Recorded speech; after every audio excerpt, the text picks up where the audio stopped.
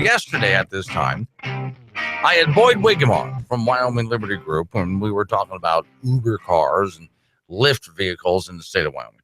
We didn't get to the topic, though, of taxes in the state of Wyoming. And Boyd, there's something like 600 million different tax districts, or what were you telling me? Just 675. Oh, this is 675. Yeah. Okay. Yes, Glenn. Well, thanks for having me on again. Not a problem at all. Let me ask you, what first of all, when we talk about tax districts, define that for us. Okay. Well, hopefully most folks in the state of Wyoming are kind of aware that we have around 100 cities and towns around our state, 99 to be precise, along with 23 counties. But the idea of what a local government is does not stop there. We also have what we call special districts. Some of these are fairly recognizable. Conservation districts, the various rural fire districts are two examples. In some of the handful of the bigger towns have downtown development authorities that are a special district. But then we also have things like irrigation districts, water and sewer districts, improvement and service districts, or service and improvement districts. And each one of these has the ability, if it exists, has the ability to levy a property tax on residents or property owners within the district. Okay, so now, would you say that when it comes to things like water and sewage, that it might make sense for some of those places to tax? Because let's face it, we really are spread out here in Wyoming. Yeah. And how do you get the money to go ahead and set up a sewage plant for a neighborhood somewhere? And that's part of why they exist. Interestingly, there's more of these kind of districts up in Campbell County than there are in Laramie County. And kind of as I look down the list of various districts in Campbell County, I think some of them are, somebody wants to build a development in a rural area that's not served by either Gillette or Wright, and therefore creates one of these special districts while they're the only landowner to vote on it, to collect a tax to pay for streets and sidewalks and that kind of thing. Okay, now, as long as I would think that the people who are being taxed have some kind of a say or allowed to vote on it. Yeah, and some of these districts, the boards are populated by appointees, maybe people that are appointed by the landowners or by the county commissioners. But the thing that's kind of surprising, and the thing that relates to what's going on down here in the legislature right now, is the fact that around Wyoming, we have, like I said, 99 cities and towns. There are somewhere around 675 special districts around the state, according to testimony I heard before the Corporations Committee earlier this week. And so there are a huge number of these, and they're fairly obscure. And the legislature has been trying to run a task force, trying to figure out, get a handle on these. What are these? Where can we find what the budget is? How do we, when do the elections take place? How do people know that they can go vote on the people that are making budget decisions? And that's one of the issues that the legislature is wrestling with, that is part of this bigger state debate on taxes and spending. Okay, now is there any way, or did it come up in conversation?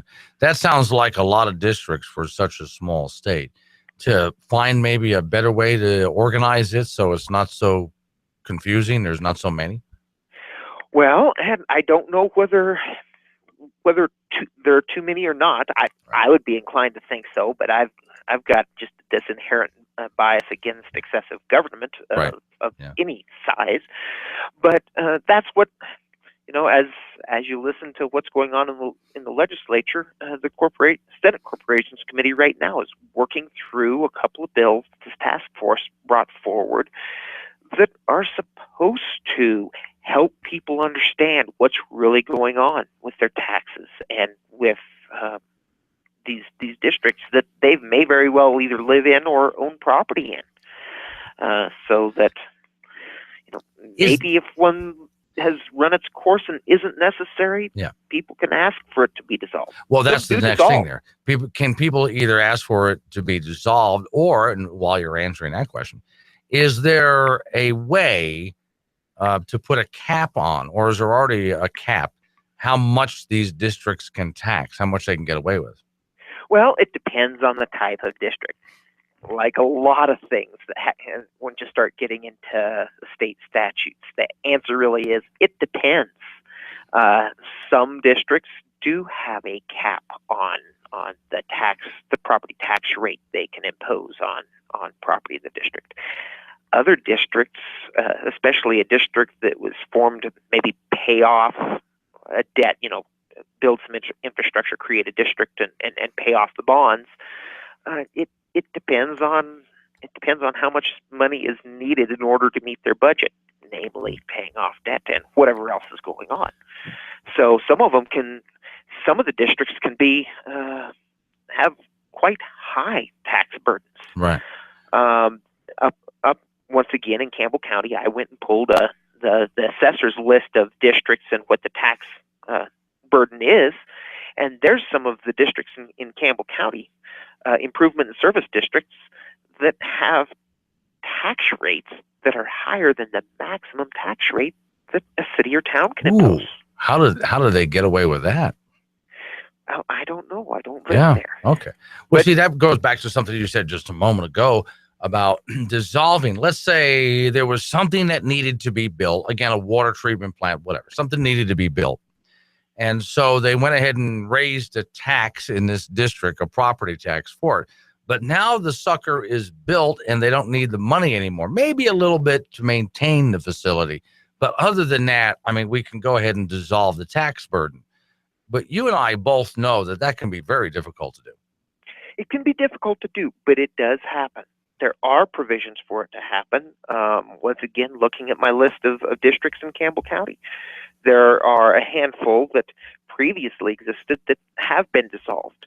Talking to the Laramie County assessor down here around Cheyenne, there were, I believe, 2 of these special districts that were recently dissolved because they had run their course. One of the things that the Special Districts Task Force from the legislature asked for was a way for the county commission to begin a dissolution process, or at least start the process of having a vote on whether to dissolve the special district. And that was an idea that got rejected along the way. But getting back to our statewide discussion of taxes, the tax burden we're facing, how we spend our money, and spend taxpayer money. This is another piece of that puzzle for people to understand that not all, the state is not the only entity that's imposing taxes. And just because you live outside of town doesn't mean you get away from taxes. And sometimes these districts, maybe the election doesn't occur on the first Tuesday in November, like the rest of the elections do, and maybe you don't realize that there's an election going on, or it's time to file, or maybe you don't know that there's because these districts, some of the legislation is going to be more explicit in saying these districts have to adhere to open meetings laws and public records laws. The idea that this is a local government too. And some people in Wyoming, quite a few people in Wyoming, intentionally, this, Boyd, you're driving out in the middle of nowhere, and I mean in the middle of nowhere, and all of a sudden you see a house out there, and you think, the hell are you doing there? Well, the reason they're there is because they wanted to get as far away from this as possible. So even way out in the middle of nowhere like that, they can suddenly find themselves in reach of some entity that can go ahead and tax them. So did this committee resolve anything? No, the hearings are ongoing. Okay. They're working through the bill, trying to figure out, what to keep, what not to keep. There are like 4 bills that they're working through. Right. One on budgets and meetings, one on elections.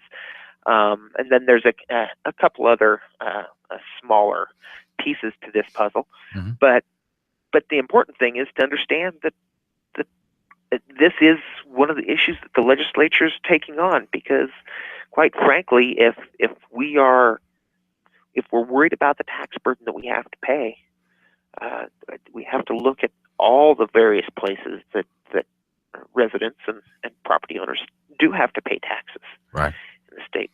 Okay, so as you continue to follow these meetings and write about it, where do people find your work? Well, people can find us at yliberty.org online. We've got a Facebook. You can follow us on Facebook. And a nice thing about our website is, I believe, there's an opportunity to help support our work, because we are donor funded. Okay. All right. Boyd, thanks for coming back on. I appreciate it. And thank you, Glenn.